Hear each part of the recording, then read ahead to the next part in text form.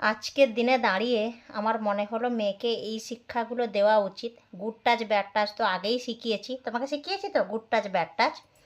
তো এখন আমি ওকে যেটা মানে শেখাচ্ছি, বলে না যে এখন আর লক্ষ্মী তৈরি করলে হবে না, মা কালী তৈরি করতে হবে। তো সেটাই তোমাকে যদি কেউ ব্যাড টাচ করে তাহলে তুমি সাথে সাথে কি করবে, কি বললাম, তুমি তুমি যেটা পারো তুমি তাকে কামড়াও, তার চোখ মানে চোখে খামচে দাও, আঙ্গুল ঢুকিয়ে দাও, মানে তুমি যেটা পারো তখন সেটা তুমি করে তারপর তারপর যাই হোক তোমার সাথে তোমার মা আছে, ঠিক আছে?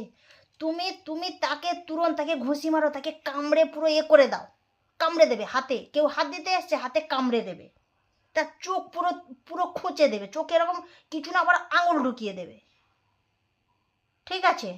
তারপরে এসে তুমি মাকে বলো